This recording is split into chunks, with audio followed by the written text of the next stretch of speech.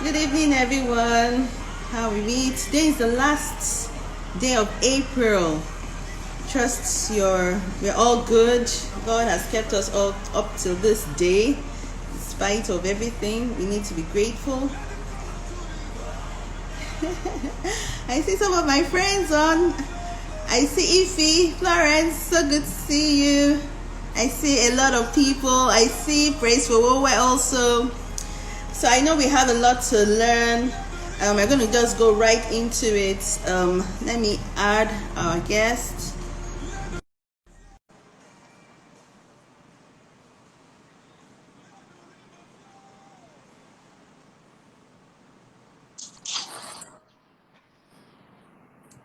My brother. Hello. Hello, sis. Are you in Nigeria? You're looking very... I've been taking care of myself now. You're looking good, Praise. Good to see you. Yeah. How are you? I'm good. How have you been faring with COVID, the restriction, lockdown, and all? I've been enjoying my life. You know, I love to lock myself down. So it's almost like a natural habitat for me. I'm enjoying the season, my ability to create more content, do a whole lot of work. So it's a good place to be. Yeah, It's a good place to be. that's our Praise. I don't understand. What's the secret? You know, I was checking my weight 2 days ago and I screamed. I think I'm eating too much. But I work out every day. I don't know what's going on. I need to get down, shed like 5 kg now. It's good. It's good. It's good to see you like this once in a while. Okay, for everyone joining in, some of us know Praise already. I call him my brother. We call him PF as well. But Praise is an expert on all things family. He's a family coach, I would say. Family life therapist trained, and he has had a number of years working with families all over the world. And it's such a privilege having you in our session this evening, Praise. It's my pleasure being in a women conference as the only male speaker. Yeah, special. Yes. Sir. Okay, so Praise, I know there's so much to say when we're talking about parenting, and we have. I don't know if maybe we would have to extend. I don't know, but let's see how it goes. I know that. Okay, so let's start from COVID, the COVID-19 pandemic. I know it has exposed a lot of, should I say, vulnerability in families. Some families are enjoying it because of the foundation that they built over the years. So your volume is very low here. Oh, really? Okay, let me try and see. Hello? Please, if you can hear us, you can please put it on the comments as well. But can you hear me now? Yeah, I can hear you. It's still fainty, but I can hear. Okay. I'll do my best to see how I can increase my voice. Praise, we are seeing your glass frame.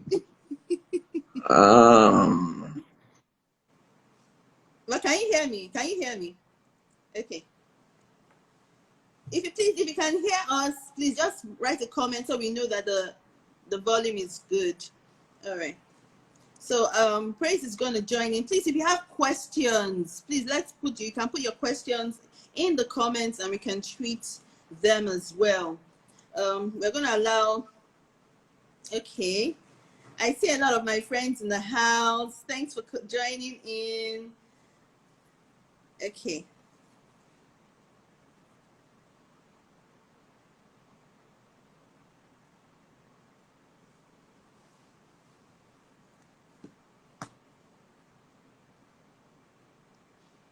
Praise, are you here? I'm still waiting for him to join in.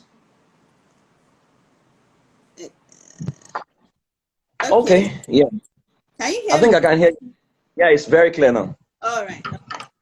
Okay, so I was saying that the COVID-19 pandemic and issues has exposed a lot of, vulnerability in families, because families are together 24 hours, and it has never happened like that before in that sense for a lot of people. So it has exposed a lot of, struggles and hidden tension in some families among spouses, but mostly among parents and children, because for the first time for a lot of people, they are seeing their children from morning to night. They are seeing the attitudes, and the children also are seeing their parents as well, and a lot of things are coming to the surface. So I want you to let's start from there, because I know that COVID-19 is just exposing them. It's not as if it's the one causing it, but it has exposed a lot of things. Can we start from there and just give me your thoughts on that? Okay, I have said at different fora that COVID-19 is a revealer. It's like we have lived life in a particular way, and this is examination time, and we're all failing, right? That COVID-19 has come to reveal what people have done and patched up over time. My late father used to say that as you lay your bed, so you're going to lie on it. So the family we have built over time is under scrutiny, and many people don't like what they are seeing. So before now, what has happened is everything people ran into to escape the reality of the problem they have created or what they have not done has been taken away. So people ran into work, people ran into school, people ran into religion, people ran into all kinds of things. So all those things, they ran into Owambe, so everything has been taken away for the first time, and now we are confronted with the issues. Unfortunately, what has not happened over time is an average family, especially in Africa, has not cultivated a system-based family structure. Because in Africa, we are not really strong on system. We are strong on personality. We're strong on, our cultural ideology, cultural beliefs. We're strong on what we don't understand. So everybody seems to have an idea of how to parent, but nobody seems to have researched how to parent. And also because unconsciously, we did not track the movement from Generation X to Generation Y and now Generation Z.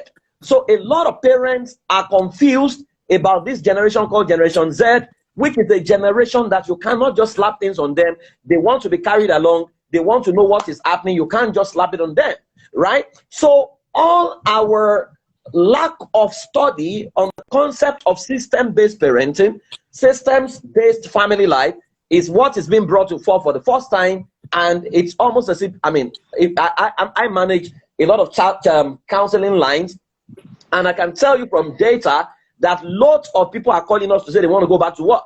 And when we chat them up to say, why do you want to go back to work? Say, I'm tired. These children are eating too much. My spouse is this, so I'm just tired. I want to go back to work.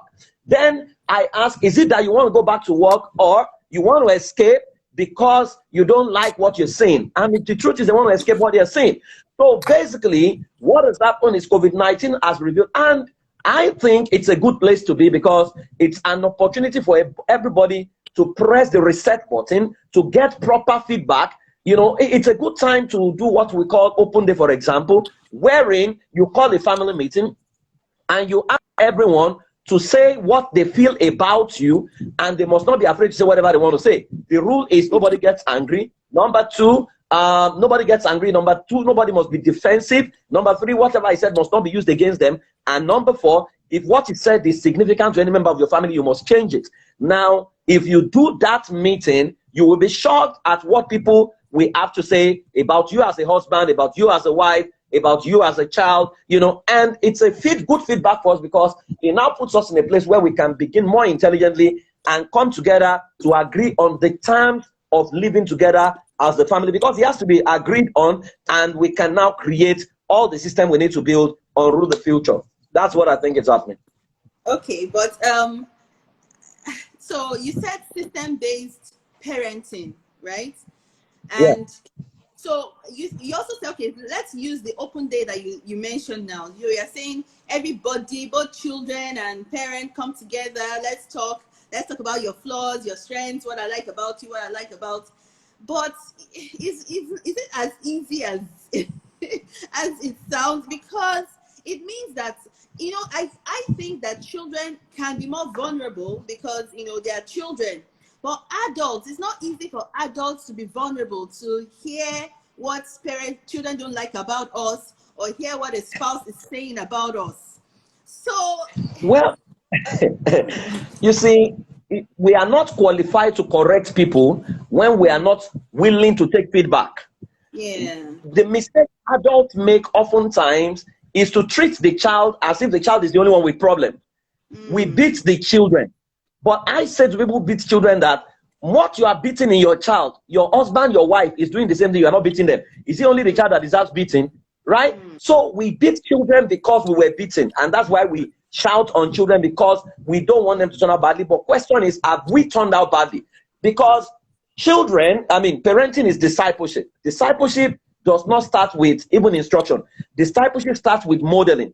And if you read the scripture, it says, train up a child in the way it should go, not the way you want it to go. Which means the first skill in parenting is observation. You need to observe your child to even know the way he should go. If you don't know the way he should go, how do you lead him in the way he should go? Right? So understand that you are not infallible. Once you are above the system of your family, you become a monster. It means nobody can correct you. And if you, I mean, we have the forum where we ask children to write about their parents. What some of these children wrote was shocking. In fact, there was a child who said his greatest dream is to kill his father. Right? So these were feedback that we got at those forums, and it was very shocking, because you cannot run a system where people don't give you feedback. The moment human beings cannot give you human feedback, you are no longer a human being. You have elevated yourself to the position of a god, or you know, an oracle that must now be worshipped. Right? If the people in your constituency, because the family is the nation consists of the president, the vice president, and the citizens of the nation, where the citizens are your children. If the citizens cannot call you to order, then who can call you to order? So we need to understand that feedback is the meal of champions. If you are not ready to take feedback, then you must no longer correct people, because you yourself don't want to be corrected, right? So I think it's a period where we all need to be vulnerable with ourselves, and take feedback from our children. They might tell you, daddy, you shout too much, right? Or mommy, I mean, one day we're having open day, and my children said to my wife that, mommy, you look very ugly when you get angry. That maybe when next you're angry, can you look at the mirror and look at how ugly you are? You know, she didn't like it, you know, personally, but it was a good feedback. You know, when they bounced on me and they told me my own, I have to adjust as well, right? Because if our children can feed us back, I mean, it's like examine yourself whether you're in the faith. If the people in our household can examine you, then many of the failures we exhibit outside could have been curtailed at home, which is why we say the family is a system, and nobody must outgrow the family system. Because the moment you outgrow the family system, you are going to, it's now going to be based on your emotion, and any system that is based on your emotion cannot attain a predictable future. Which is why father, mother must be vulnerable right now to take feedback from their family members, especially their children. Okay, that means you know, children. Okay, so I'm speaking as I'm a parent as well, so I'm also getting, you know, lessons as you're speaking. It means that children, we should expect that children will say it as it is when they're giving feedback. So, and we shouldn't get upset with them. No, but rather that's why it's open day. That's why it's open day. You must not be upset. Everybody must say it the way it must be said. And I'll give you a typical example. I remember when I got married, the children were not born. Our first open day, I was the one that instituted it, but I didn't like it, right? But I had to take it, because our first open day, my wife looked at me and she said, you irritate me. He said, this past week you have been irritating me. And I was like, irritate, kid. That was a strong word, you know. And because I must not get angry, I couldn't get angry. And I said, what happened? And she said, when you are eating, you are always rushing your food, and your cutlery is making noise. Honestly, I didn't know I was rushing my food. But why was I rushing my food? Apparently, when I was growing up, we were 7 children. The people that finish their food on time will come and join you to finish your own, right? So it was like survival of the fittest. So you have to quickly rush your food to finish it. I'd become unconsciously competent at rushing my food, that even when I left home, I was still rushing my food. In marriage, I was still rushing my food, even when the enemies were no longer there. So by giving me that feedback, right, I told her I will consciously work on it the next 1 week, and by the next 1 week, I'd mastered it. Right? But if she did not give me that feedback, imagine I go for an outing outside and I rush my food during buffet. People would be laughing at me, but because she corrected me or she fed me back, it was in my blind spot. Many of the behaviors that upset our children is in our blind spot. And open day is an opportunity for them to open up, because open day will prevent pent-up emotion, pent-up anger. There are lots of wives who have things against their husband. Lots of husbands have things against their wives. Children have against their parents. When I was growing up, I couldn't talk to my father. I couldn't talk to him because you were always, in fact, to go and ask for school fees, you need to do sign of the cross and commit his heart into God's hand because you don't know what to expect. Right? But that is no longer fatherhood. Fatherhood or motherhood is based on the premise that no matter what happens, your children can run in your direction and they can tell you how it is. And so we need to become vulnerable enough to receive feedback from our children without getting upset, because they mean well. And if the thing is hurting them, we need to pay attention to what is hurting them.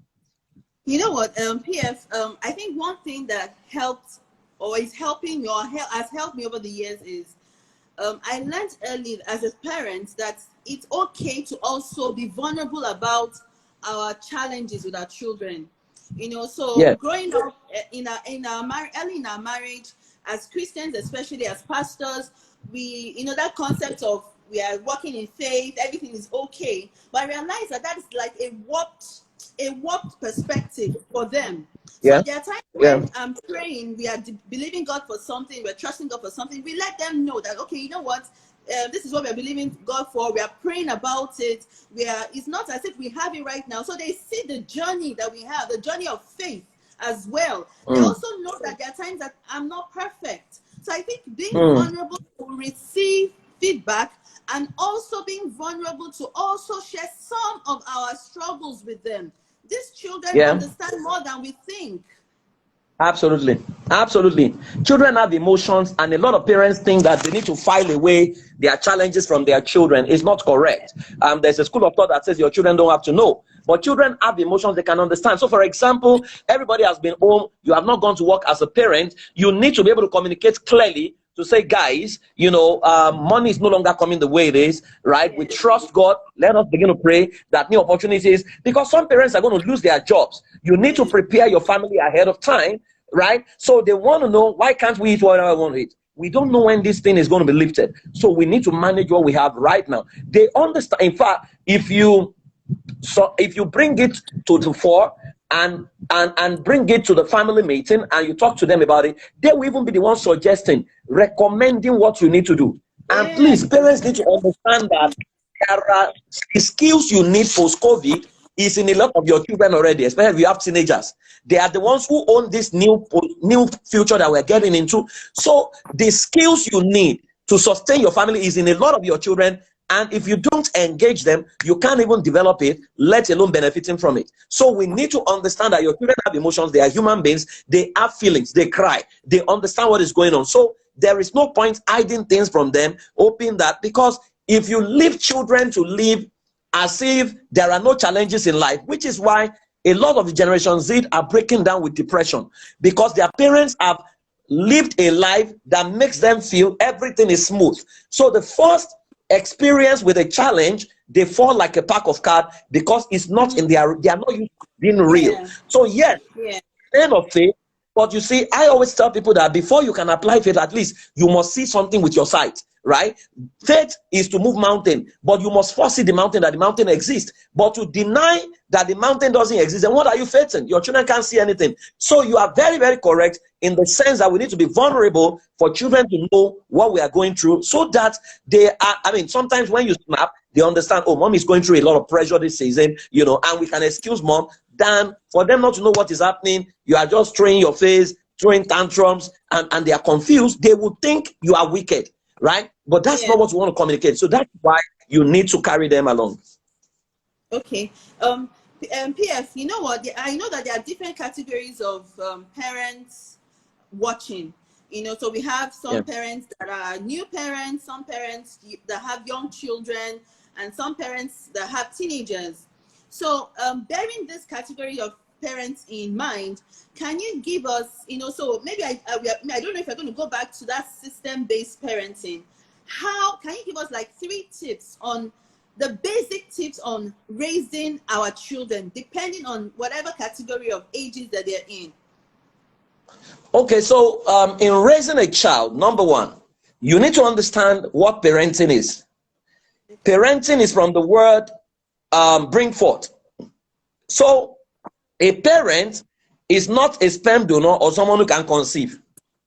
A parent is simply someone who can spot the identity of the arrow in his quiver, right? Or spot the potential in a child and bring that potential to bear in a way that that potential is built to solve the problem it was created to solve in service to God and humanity, right? Once you can achieve that, you have successfully parented your child.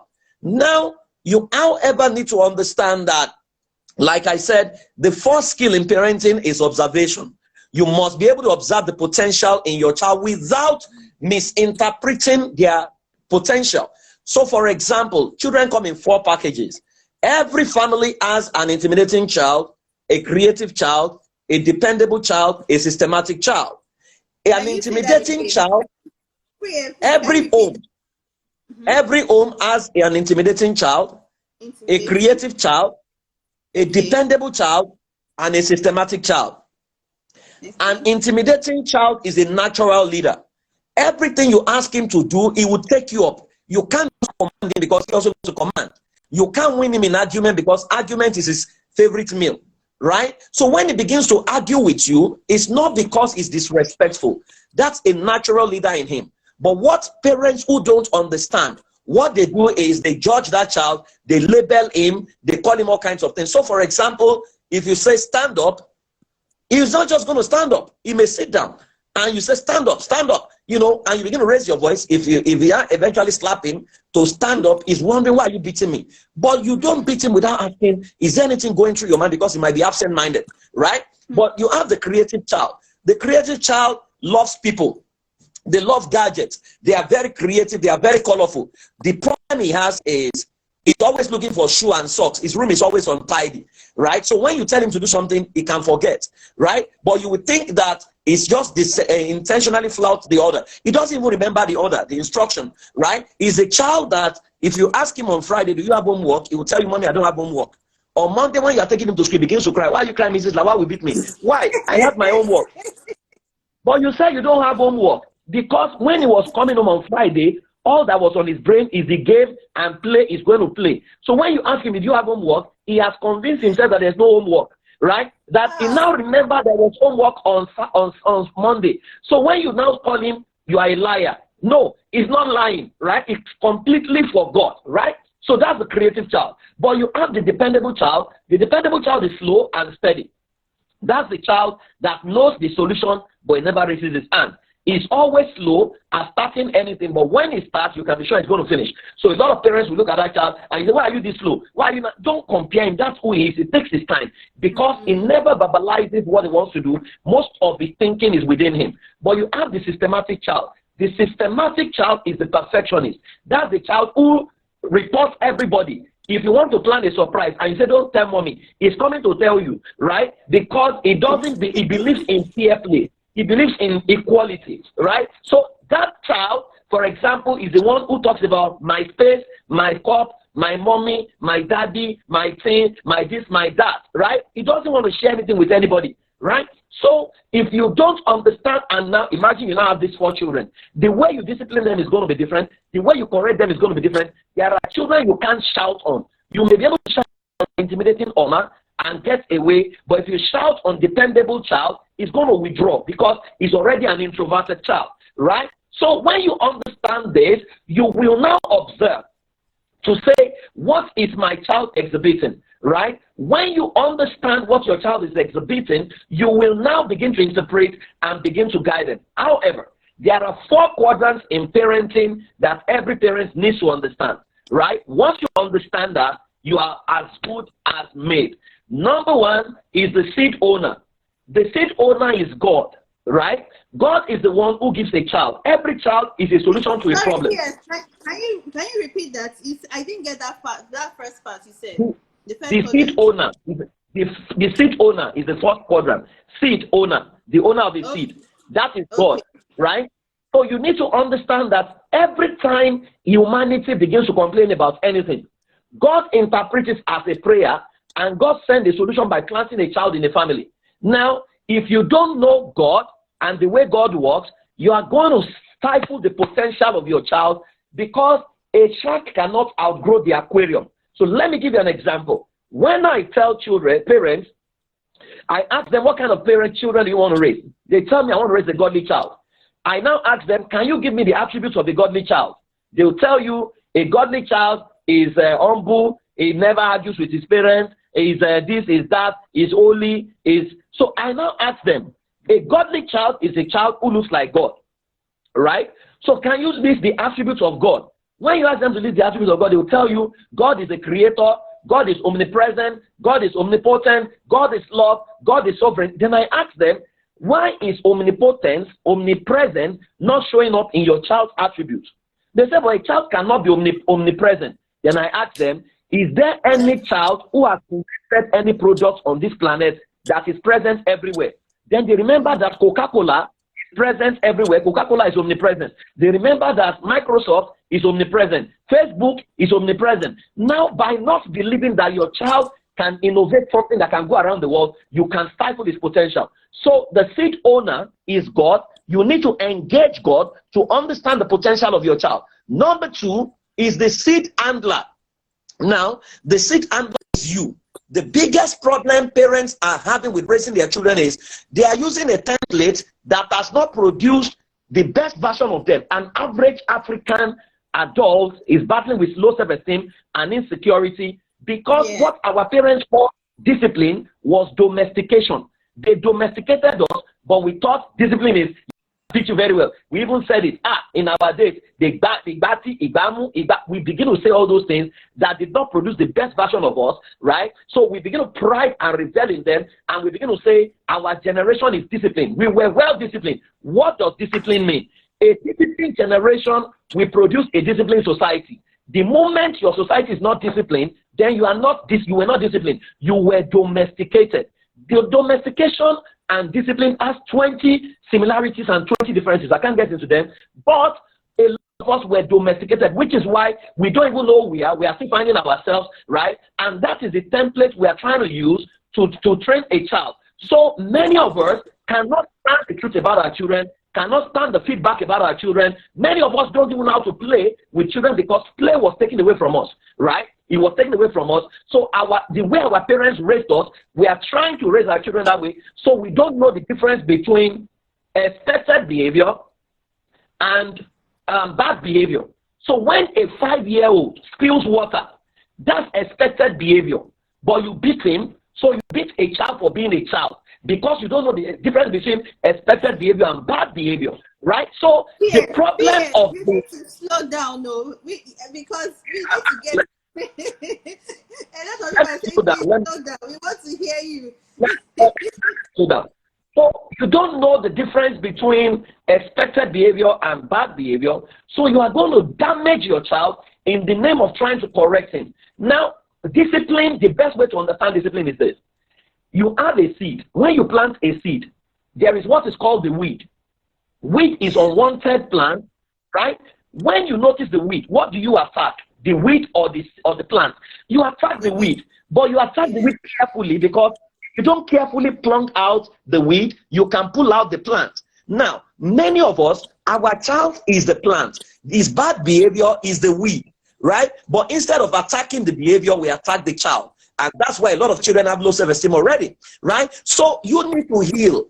A parent who is not healed cannot produce a wholesome child. He will mean well, she will mean well, but she will damage a child. Many of us need to go through healing.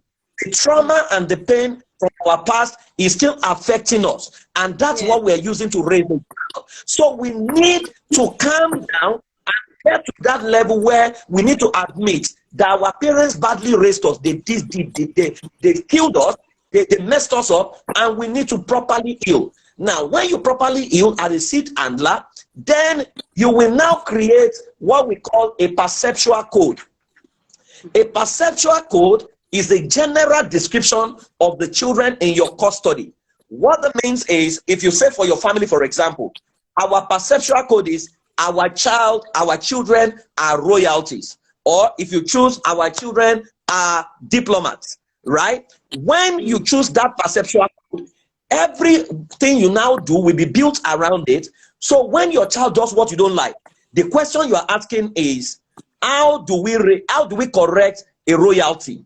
You cannot slap a royalty. You need to instruct royalty. How do you talk to a royalty? Right? When you take your child to school, you will now learn how to instruct the teachers on how to treat your royalty. In fact, there's a concept I teach called creating your child user's manual. If you don't create your child user's manual, teachers will damage your child, neighbors will damage your child, mother-in-law will damage your child, everybody will damage, because they don't know how to use your child. But if you have created a user's manual, right, and everyone that's coming to your space, you give them, this is who my child is, a royalty, this is how to correct him. When he's arguing with you, it's not rude. That's just who he is, right? It's already in that document. Then it becomes very easy for them to know, oh, this is the way this person is, that's why he's behaving this way. Then it's easy to handle that child. Now, so the biggest problem in the quadrant is not the seed owner. The biggest problem is the seed handler, because the seed handler seeks to impose his own beliefs on the child without trying to understand what the child is sent here to do. So a lot of parents, they want their children to serve God, but they don't believe their children can serve God as scientists. The only way they know how to serve God is, my child must become a pastor. Meanwhile, he can serve God as a medical doctor. He can serve God as an accountant. He can serve God as every other area of life, right? But they don't know. So they force the child into a path that is not suited for him, and the child is damaged. Now, the third quadrant is the seed. The seed is your child. Now, I've talked about the 4 different types of children. You need to understand that when it comes to seed, your seed cannot grow in every environment, right? So you need to identify your seed. You need to nurture your seed. You need to develop your seed. Then you need to find the right environment for your seed, right? And that takes me to the 4th quadrant, which is the environment of your seed. If you identify your seed, you will know not every seed can grow on every soil. So there are schools your child must not go to. There are countries your child must not live in. There are spaces your child must not go, because a seed cannot grow in that environment. I'll give you an example. When Jesus was born, his life was under threat. Even though he was the savior of the world, the angel appeared to his parents. Take this child, head to Egypt, because someone is after his life. What if they say, but it's the savior, he cannot be killed, we will stay in Judea? He would have been killed, right? Because his potential cannot grow in that environment. So what happened was, Joseph closed down his carpentry shop, Mary closed down her shop, and they relocated to Egypt, right? Till that child got to an age where he can come back. So people need to understand that there are seeds that cannot grow in certain environment, which is why you need to pay attention to your seed to say, can my child grow in the environment of the school I have placed him? Can my child grow under the kind of system we run in this family? Because some children's potential is being killed inside their family, right? It's being killed right there. So you have a child who is a scientist, right? But your husband is a drunk, right? And he comes home drunk and he begins to beat the children. He doesn't respect the potential of that child. That child's potential is under threat. So environment is critical. A right seed in the wrong environment will produce stunted growth. We need to understand this now. When you understand the 4 quadrants and you begin to articulate the 4 quadrants, then you will now create, because even in the environment, you will now begin to talk about your family system, where you now begin to create a family vision, you begin to create your family values, you now begin to create systems like your security system, which says that the potential of your child must be so important to you that anybody that can mess up the potential of that child must never be allowed into your radar, including family members who are coming from the village with village problem, bringing pornography to come and show your child. You will keep your home so fortified in a way that never give people permanent residency in your home without testing them through visiting visa, right? You create all kinds of systems to now say, based on the potential of my child, what economic system would our family need? What intellectual firepower system do we need? What domestic management system do we need? You will set up your home in a way that it must promote the best interest of your children. See, if we do it right, we can raise giants, we can raise children. One of the things that must never be taken away from a child is ferocious curiosity. The moment your child no longer asks question, you have gotten him, you have killed him, because he's going to be a dummy, he's going to be confused. But when the purity of your child's innocence is preserved in a way that he can question everything, once you have achieved that, trust me, you will raise a child that will stand his own anywhere in the world. But finally, let me say this. The goal of parenting is not for your child to become your retirement benefit. The goal of parenting is to raise your child to become the best version of himself and to set him free. Parenting is an 18-year curriculum. Whatever happens from age 19 is your report card and advisory. So you need to understand clearly that your job is to raise your child and set him free. That he will give you money in your old age is a privilege, is not a right, it's honor. Let me put it that way. So you need to plan your own retirement plan outside of your child so that you don't become bitter if your child doesn't send money to you. I thought I needed to articulate this clearly because I know I'm speaking to a lot of Africans, right? So that you don't, now your esteem is not tied around your child, because what happens is when your esteem is tied around your child, even when he gets married, you will go to his house and go and be causing trouble there for his wife, or and be saying, I am the first wife here, because you have no esteem. So you need to liberate yourself. So the seed handler is usually the problem, and that's where we are. We need to deal with ourselves and heal ourselves. Once we heal ourselves, then it becomes very easy to raise children whose esteem is intact and who can stand anywhere they go to in any part of the world. All right, thank you, PF. You've said so much, and I know that there are certain people that are already saying that, look, Nigeria is my own, Nigeria is my own problem. But you see, I think what we need to understand is there are certain things that we can control and some things we can't control. But certain people, we can't change our country. We can't relocate in that sense.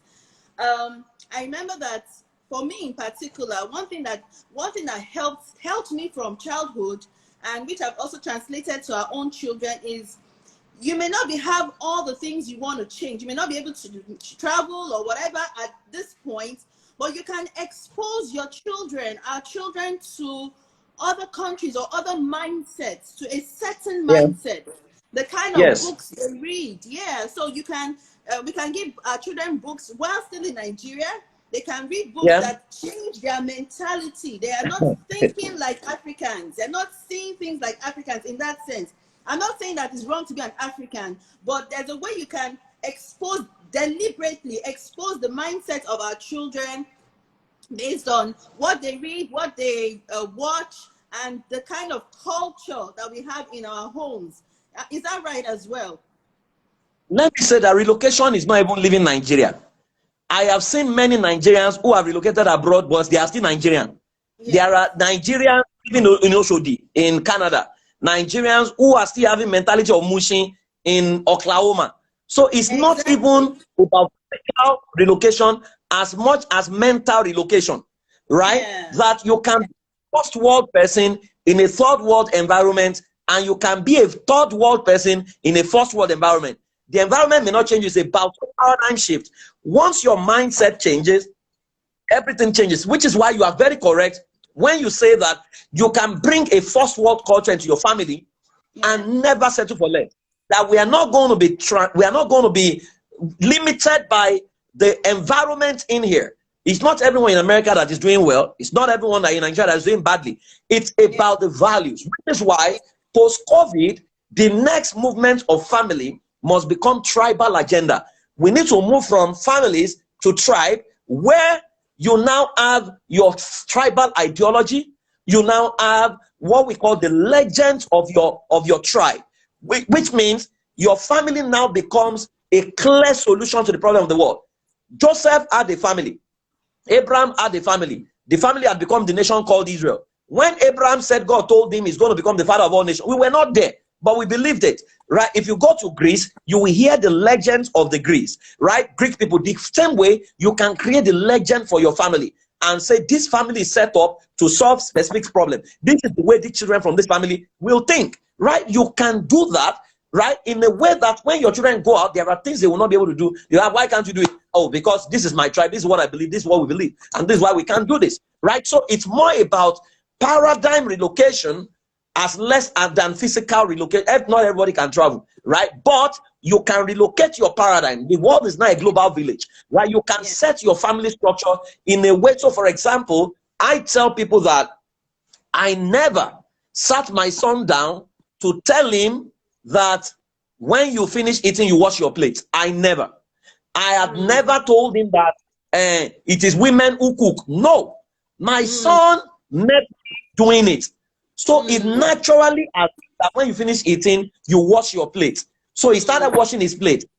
First time my son got to know that women are the ones who cook was in primary 3 textbook, social studies, that says that this job is to cook. This job is to cook at home. And it was a major argument. He had to take up his teacher and say, this is wrong. That human beings eat, human beings should be able to cook, right? So when he got to me, he was telling me to say, Daddy, this thing is contradicting what we are doing in our family. And I said, well, that is the cultural belief of those people, right? That if we model the life right, which is why the Jewish system of parenting is very, very critical. Let me shock you. An average African family will never experience a billion or a billionaire. Not because they don't want to, they are praying about it, but because they don't have models who can show them how a billion is made.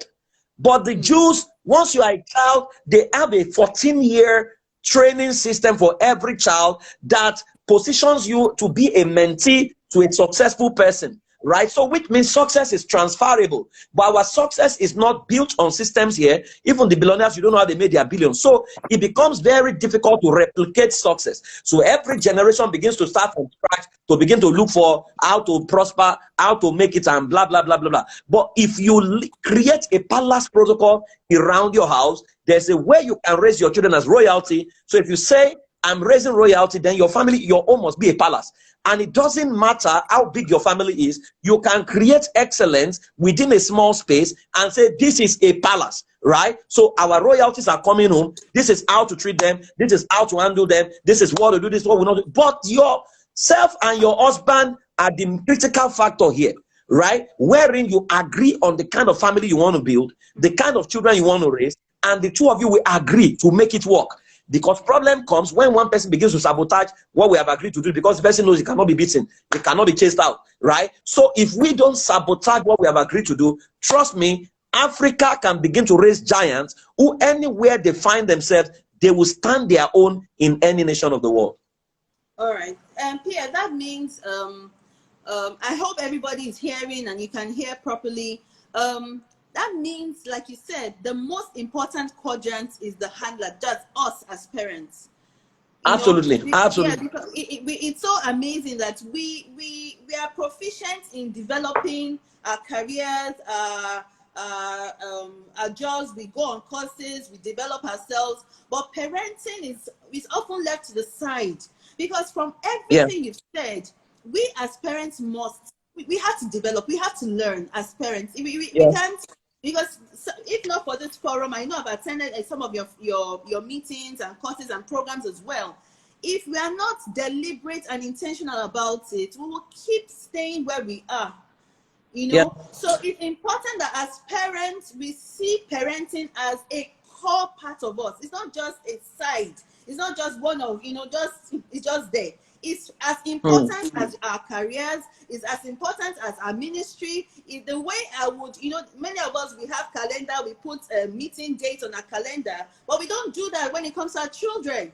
So it was recently that I just said saying that my children's events are as important as a church meeting.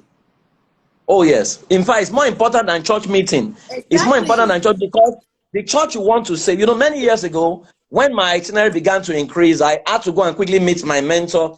And I said to him, sir, I'm struggling to cope. And my mentor said something to me that I will never forget. He said to me, Praise, when you start your year, the first date you must mark out of your calendar, and not your speaking engagement, it must be the date of your family and the date of open day for your children, right? So I never missed PTA.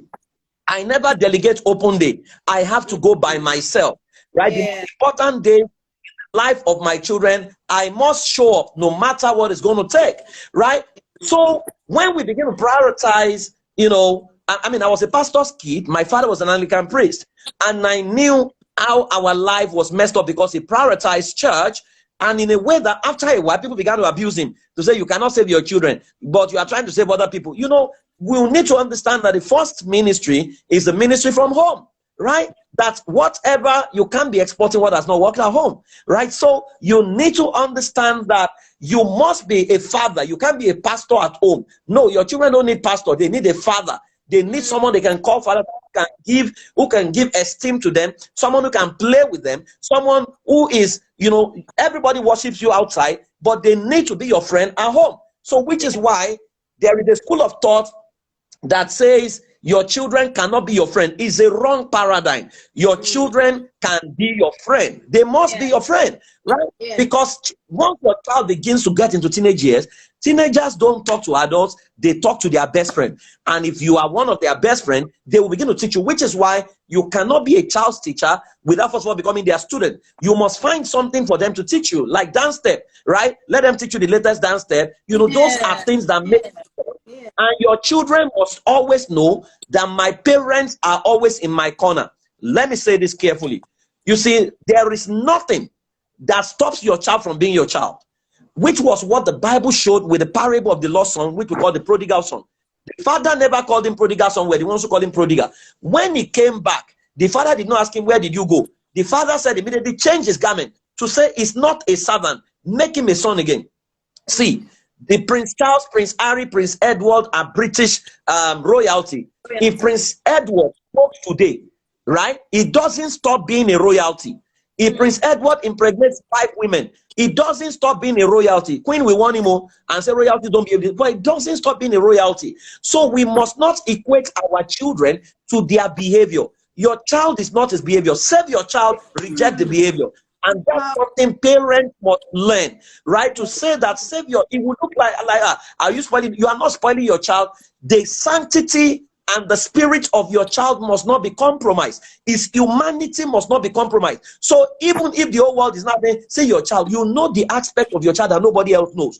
There are things your child does well, right, that you are not even paying attention to. So let's take, for example, you have a child who is smoking. And the parents now abandon every other thing and they focus on the smoke. And the child now, in fact, in their mind, the child's name is now smoking, right? But this child goes to school. This child greets you in the morning. This child takes care of his siblings. This child, you should know the child is troubled, right? And now find a way to align and be in his corner. But many of us, because of what people will say, we try to kill our children, which is why I warn churches and I beg churches. The child of a pastor is not a pastor. The child of a pastor is a child. So which means it's that children make. So stop equating a pastor's child with his father's calling. He has not been called. He's a child. He's growing. So let him make mistakes. If he makes mistakes, don't say, and you call yourself a pastor's son, and you call yourself, that pressure has killed a lot of pastors' children. Let them grow normally. Let them make mistakes normal people make. Let them bounce back from their mistakes. They are not pastors. They are children, and let them grow normally. PF, you know what? I think you said your child is not his behavior. A lot of parents see certain behaviors in their children because that was how they were too as well. So they see certain behaviors and begin to equate the behavior with the child. So I think as parents, I'm also learning as a parent, deal with yourself, deal with your own issues. We shouldn't project our own mistakes with theirs. There will be children that will make mistakes, but we as parents heal up whatever mistakes we made in the past. Let it go, deal with it, but we shouldn't judge our children because they're also behaving in certain similar ways. It doesn't make them us in that sense. They are not, absolutely. And let me say this to you, that every misbehavior or bad behavior in your child is an opportunity to show your child the power of love.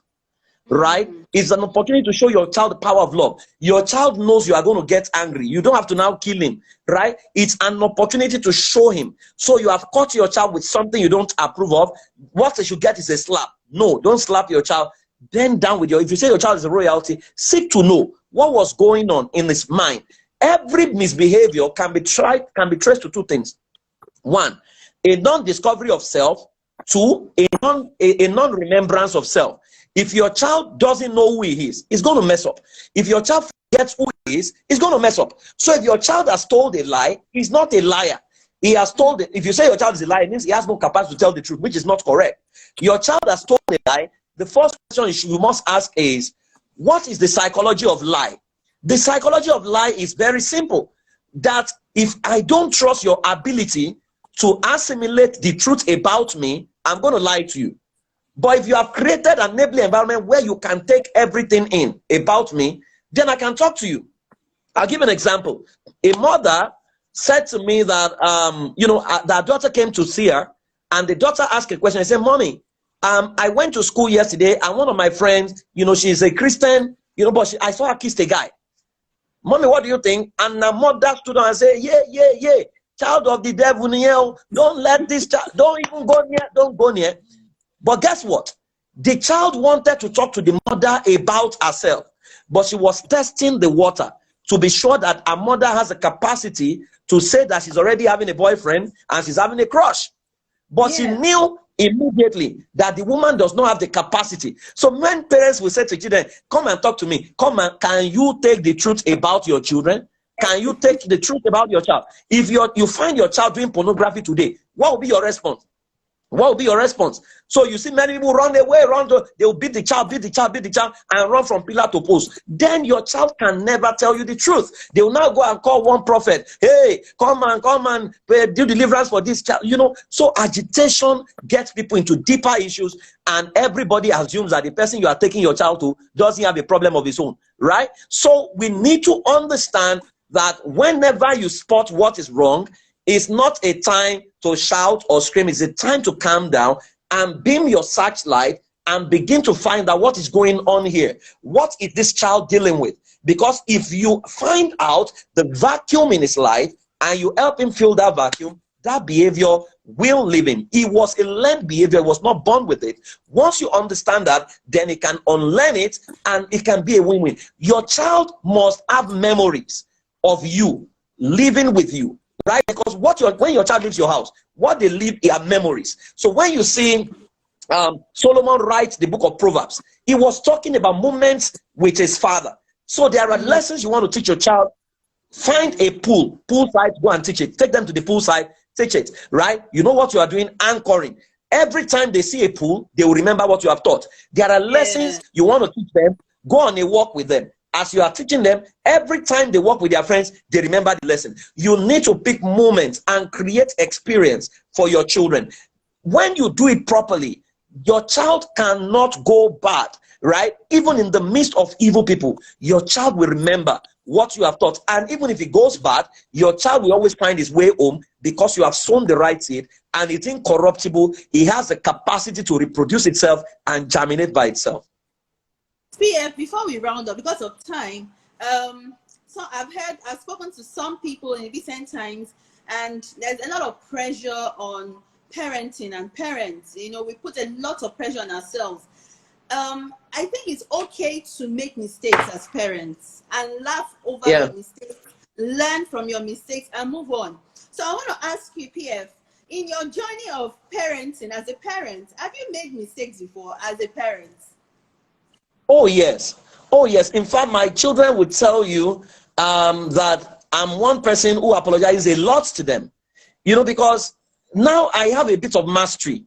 But there were times I used to flare up, to say, I have taught you this, I've taught you this, and my son would say, Daddy, you are shouting, right? In fact, there was a day I brought my son, there was something he did, right? And I just flared up and I've talked him down, and I went to bring him close and I began to cry. And I said to him, I'm so sorry, right? And I had to explain to him, I've been under pressure lately. Say, but this is not the way your dad will react, right? So the last time I went to see him, and there was something he did, And he knew. So he came to tell me, he said, that this was what I did. I'm not proud of it, you know, but I know I have to tell you. So I asked him, why are you telling me? He said, because I know you can handle it, right? He said, I know you can handle it, right? So we will make mistakes, but we must learn to say, I am sorry. Your children must know that you are capable of making mistakes. You are not perfect, right? And that's why I always tell people, an imperfect person must not expect perfect behavior from someone else. An imperfect human being must not expect perfect behavior from someone else. So I have made mistakes. I'm still going to make another mistake maybe by tomorrow or something, right? I am human, right? And that's something I have taught them to say, you are human when you make mistakes. Don't cover it up, right? Yeah. Bring it to fore, right? You are always assured of our love. No matter what happens, you are always assured of that, right? And so there's nothing we can't talk about, as it were, because I have learned from the father of the prodigal son that your child is your child. No matter what it does, no matter the behavior, your child is your child. He was given battle by blood, right? So you cannot throw him away. You need to accept him, reject the behavior, but ensure that the sanctity of your child's spirit is not broken.